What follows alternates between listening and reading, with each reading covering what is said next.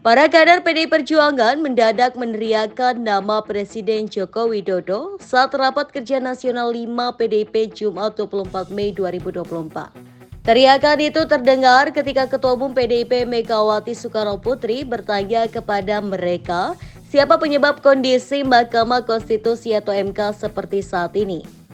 Awalnya Megawati mengungkit ihwal awal berdirinya MK. Lembaga pengadil konstitusi itu menurutnya sengaja didirikan untuk tujuan yang baik.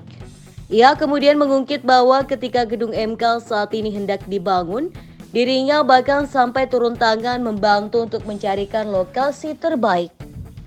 Hingga pada akhirnya markas 9 Hakim Konstitusi bekerja itu diputuskan didirikan di Jalan Medan Merdeka Barat nomor 6 Gambir, Jakarta Pusat.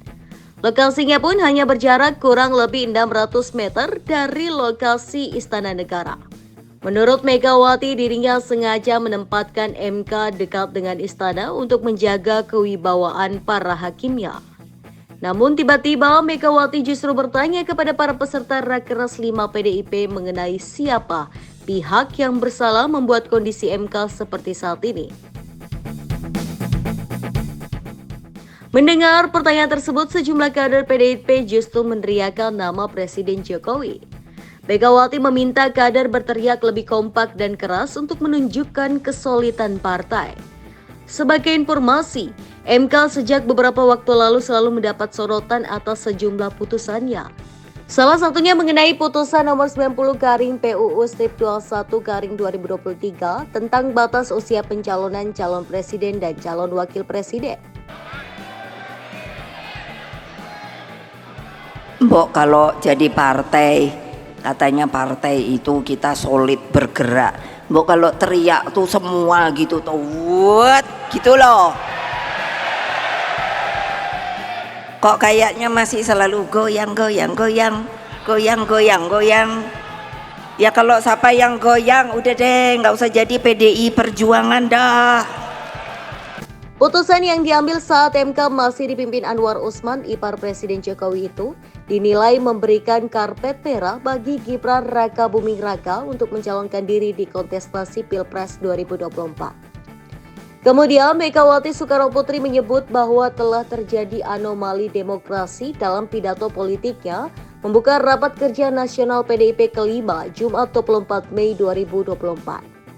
Mengutip pemikir kebinekaan Sukidi, Megawati mengatakan bahwa anomali tersebut melahirkan kepemimpinan otoritarian populisme atau otoriter populis.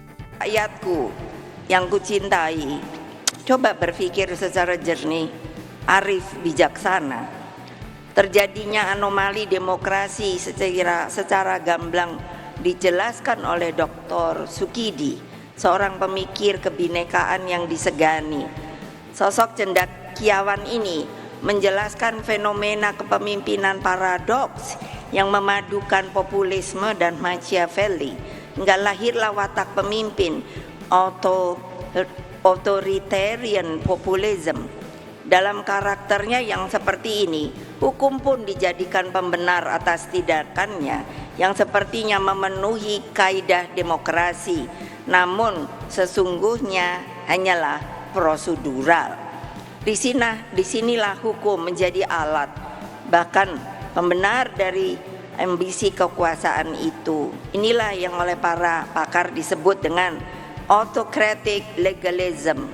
Ini bukan saya ngomong loh, nanti mulut saya yang ngeluarin, tapi ini kan para pakar.